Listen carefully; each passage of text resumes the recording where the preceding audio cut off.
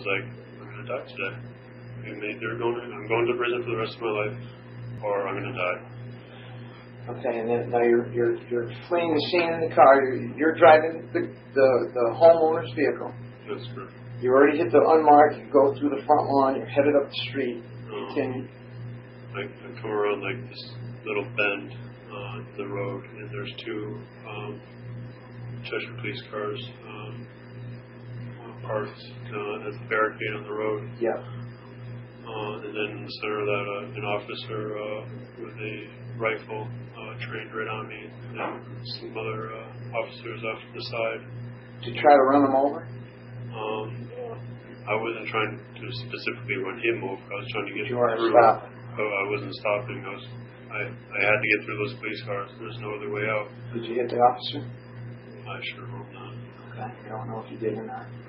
Okay. Did you hit the cruisers? I certainly hit the cruisers. Okay. I know what happened. The airbags deployed, and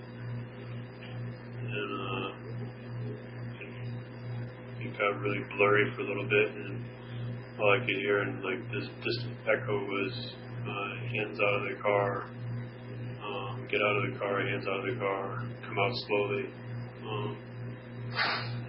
It felt like an eternity, but it sort of slowly complied and got out of the car and laid down face down on the pavement. Did you say anything to the police officer who took you into custody? There were a lot of questions being thrown at me, and I was still like, what do I do? Finally, one of the officers had finally gotten close enough where he was putting the handcuffs on, and he asked me how many people were in the house and if there is any other accomplices. I said there's absolutely no other accomplices, it's just me and him, and that there's 3 people in the house, one of which I thought was dead. Referring to the mother? Referring to the mother, that's correct. He again asked how many people are in the house or something to that effect, and I said 2 girls in the upstairs bedroom, front-facing bedrooms, and that they were still alive. And then he got on the radio and called whoever he needed. So the house was on fire? I didn't, because I knew that he already knew, because he was just talking to somebody, or somebody was mentioning that to him on the radio. And that's why I said the 2 front bedrooms, they're right there. There's 2 windows for each one. The only 2 front bedrooms there. So at that point, you were basically caught. You're detained. That's correct. We'll progress to here that you were transported here now. Once you got here, I just want to reiterate the fact that I asked you early on, and I meant to mention this in the beginning of the tape. I asked you if you had any allergies, illnesses, or under the influence of any drugs and or alcohol, and you stated you were not. And you were not allergic to anything. Correct? I'm allergic to aspirin. You said aspirin, correct. And we provided you with lunch, and that was one of the reasons I was asking you with McDonald's. Yeah. You had soda, coffee, water, cheeseburgers. You've been provided use of the bathroom. Correct? And this statement and the verbal statement and part of the written statement, all of that was voluntary and uncoerced by us. You're doing this of your own free will. Yes. Correct? I think the family deserves it. They earned this. I fucked up.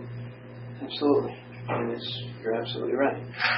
Now, what's going to happen, Josh, is, having said all that, this statement has been recorded, as you know. It will be transcribed into typewritten form, after which you will be asked to read and sign the typewritten statement, which is your statement. Is that agreeable to you? Yes.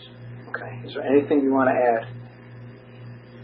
You kind of just said it, that you screwed up and the family... It wasn't supposed to be like this. It was simply go to the bank and leave. And as far as your statement's been truthful. That it's, you're not saying you strangled anybody. You're not saying you lit the match. You're not saying you poured the gas. Obviously, you were there. You did all the other things, like you admit to assaulting the father. I did assault the father. And you had sexual contact with the daughter. Yes. Okay. But I just didn't. I adamantly deny that any kind of strangulation or any of that. You helped bind him up, tie him up. Nice. I did. You admit freely to that. Yeah. Okay. Shutting the door.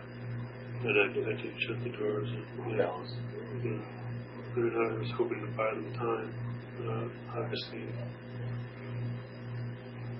Because they were alive in the house.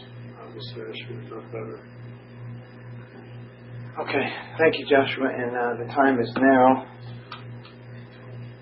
6:28 or 18:28 in military. And this concludes the tape statement of Joshua Komisarjevsky.